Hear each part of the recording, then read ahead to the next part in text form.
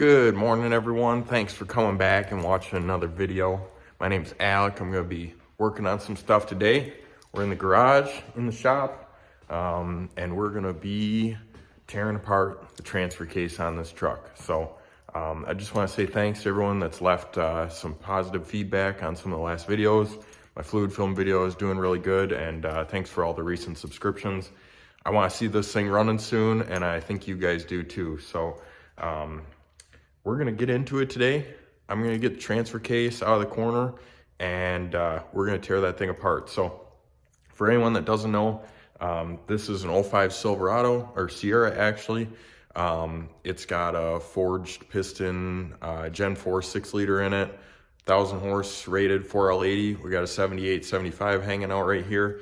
And we're gonna make this truck all-wheel drive with a NP149, commonly found in the Silverado SS, Yukon Denali's, and the Cadillac Escalades, the higher trim levels. So we're gonna be using that to make this truck all-wheel drive all the time so we can have fun all the time. So there's no YouTube videos on how to tear this thing apart, put it back together so that you can put it behind a 4L80. So that's kind of what we're gonna be focusing on today. I will tell you, I have never done this before. I don't know what I'm doing, but I'm gonna use my generic mechanical skills to hopefully tear it apart. And someone put it together at one point in time, so I can probably figure out how to do that. We got the rebuild kit for it with all the seals. We got the new input shaft, and we're gonna get up on the bench and we're gonna tear it apart. So thanks again. I'll check in with you guys in a little bit.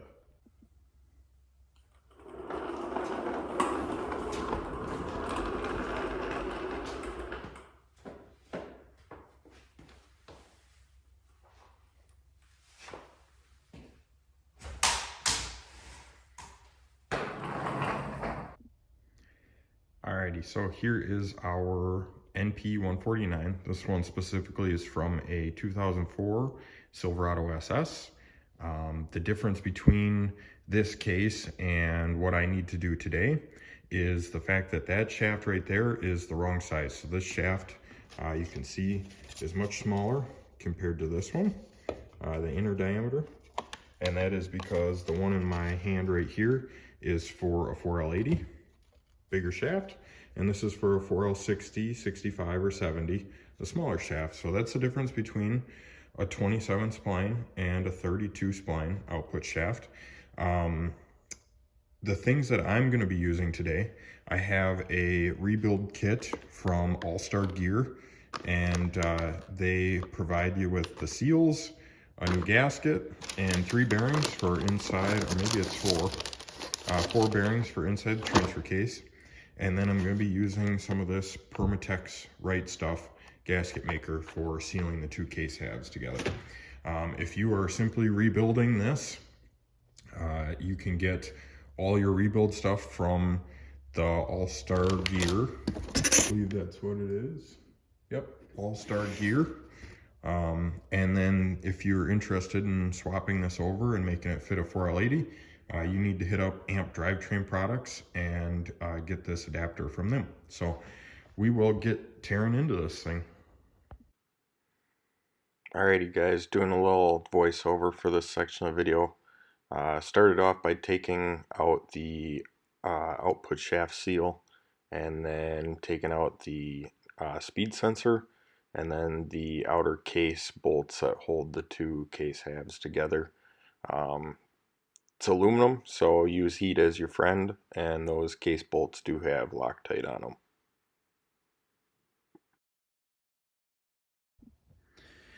Alrighty guys, just stopping the time lapse quick because we got this pretty opened up pretty quick. Here's the whole oil pump assembly and everything is behind here, which we'll get off in a little bit. Here's a pickup tube, you can see pretty gross, and surprisingly, I don't know what's going on, but all this was kind of clogging up near the pickup tube. It looks like it's all gasket maker. There's not like any metal in it. So doing a little investigation. Looks like we got a circlip in here that gets pushed inwards, but it doesn't have any ears on it. or it's got ears on it, but no circles. So not a circlip, not sure. We'll get that out, and that's the guy that needs to get swapped out right there. So went together, or came apart pretty quick. Now it's going to be bearings, seals, and get this outer case cleaned up so that we can put some new gasket maker on it. Alrighty, so in this section of the video, I immediately started off with getting the input shaft out, and then working on the front output shaft, getting the seals out for that. The front output shaft for the front drive shaft is a 2-piece seal, and that thing fought me for about an hour because it was really stuck on there. Alrighty, so just a quick check-in. Finally got this front drive shaft output seal off. Now, this is a 2-piece seal, and I'm not sure, I'm trying to make sure you guys can see. The inside actually spins in the outer part. So this part seals the outer case, and then the inner part seals around this shaft right here. So they're really extremely complicated, and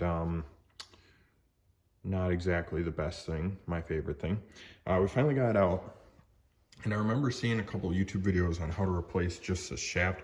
This is the hardest part about this project, is I'm taking this all apart. I want to do it right, make sure it's not going to leak on me when I put it back together. So getting that out was a pain in the butt, and it was mostly due to the corrosion on the outside of this shaft right here. So just take your time. Expect that you're going to destroy the seal to get it out. Essentially what I did was I just put some penetrating oil on the outside of this, and I slowly worked it and used a little heat on the outside of the case to get the outer part out. And then it was a game of grabbing onto the inner part of the seal, this inner lip, with a pair of vice grips and pulling up on it, hitting it with a hammer, kind of working it. And then eventually you'll get the seal up high enough that you can get something below this outer edge, and you can work on that inner edge of that seal and get it to come up. So massive pain in the butt. I'm pretty sure I spent more time getting the seal out than I did tearing apart the rest of the transfer case. So we're going to work on getting this guy cleaned up, and after that I think we're going to be pretty close to a reassembly. Alrighty, in this section of the video I am getting the new bearing put on, the new input shaft coupling, and getting a circlip put on there. That's the first thing that's going in. Then I put in the planetary gear set and all that stuff. Afterwards, this is where I should have put the chain in, but I kind of forgot about that, and I had to come back to it afterwards and pull the planetary back out, which wasn't a big deal. Got the shaft in there, started working on the clip on the back side, and then here you can see I was putting the new O-ring in for the oil pickup tube. I was going to change this bearing, but I didn't have the correct puller for it, so I ended up leaving that bearing in place. It felt smooth, didn't have any play, so I didn't really see a reason to necessarily go through all the effort to replace it. Made sure that the oil pickup tube was all clean and clear after all that debris we found inside there. And then got the cases cleaned up. Used a little bit of brake cleaner, a little bit of compressed air, and then used that Permatex right stuff on the 2 case halves.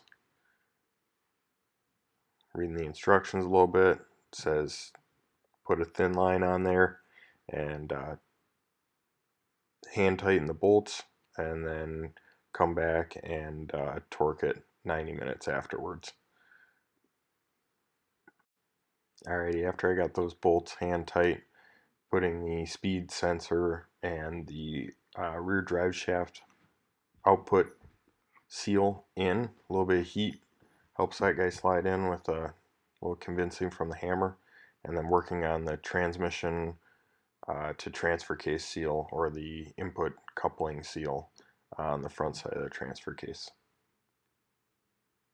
Alrighty, so checking back in with you since the last time I saw you. We got the Permatex right stuff on the outer cases, put it together, bolted it together. It says to do it hand tight. just till the gasket starts to squeeze out. Wait 90 minutes and then come back and torque it, which looks like I missed one right there. But anyways, so I did that. And then I started to work on the seals. So you got your rear output shaft. It's really nice. This has a nice big metal lip on it. Got your front drive shaft and then your input. All of those can be installed with a hammer, a small extension, and just being really careful with them. This one's the easiest for sure. This one up here is also very easy. This one is very difficult. The biggest thing with this one is that you want to make sure that you're hitting around here first and just kind of let the outside walk itself in. And then once you get about halfway on there, work on the outside just a little bit and then start going back onto the inside one because it's a two-piece. So the inner part stays stationary and the outer part spins with the shaft, and they are inside of each other. So anyways, they make special tools for installing these seals. I don't have them, didn't feel like spending 200 bucks, but Merchant Automotive does make them if you're interested in it. So transfer case is all done. If you have any questions on this, leave them in the comments below. Otherwise, we're going to get this guy in the air and throw a transfer case in it. Alrighty guys, well, there's not a transfer case on the workbench anymore because it is up in here. So got this installed, had some extra hands come over and help me bench press this thing up in here. Got the trans mount, and this is a eBay 4L80 conversion mount. Looks pretty sweet. Transfer case is up in here. It's not all 6 studs are torqued, but the bottom one is, so I could put this in. Fun thing is the drive shafts are very close to what they need to be. This back one needs to be shortened probably 2 inches or so, because you can see we're pretty much back here where the U-joint needs to be, and the front has almost no room, which, sorry, it's hard to see, but there's almost no room between the end of the transfer case and the drive shaft. So that one needs to be shortened. Luckily, I think the front one, it doesn't. There's quite a bit of room for flexation. Is that a word? Flexation? I don't know. But there's plenty of room for it to go in and out, and it's in its home up front. So I think the rear drive shaft is the only thing that needs to be modified. One of the other things that I tried to fill the rear differential, and you can see my little ice cream bucket of fluid right here, which is all brand new fluid and friction modifier, because I have a leak on this differential cover right here. So I guess pinhole leak, and so I need to get a new differential cover. So that didn't happen. That was our next snag. And I cannot for the life of me get this dipstick to go in the transmission.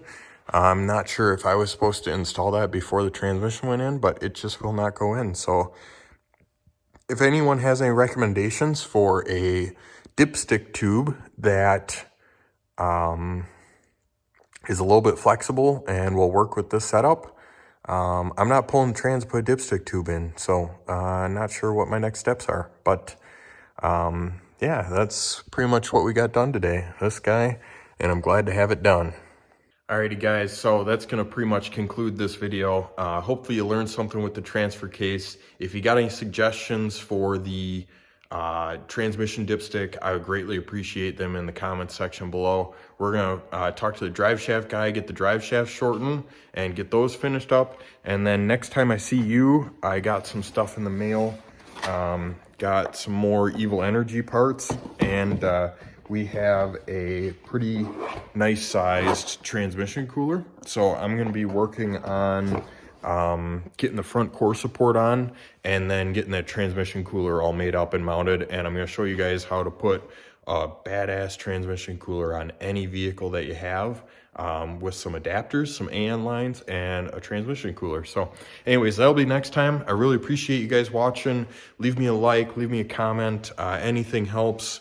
Keep supporting the YouTube channel, and we're going to get this truck freaking running soon. So until then, see you next time. Peace.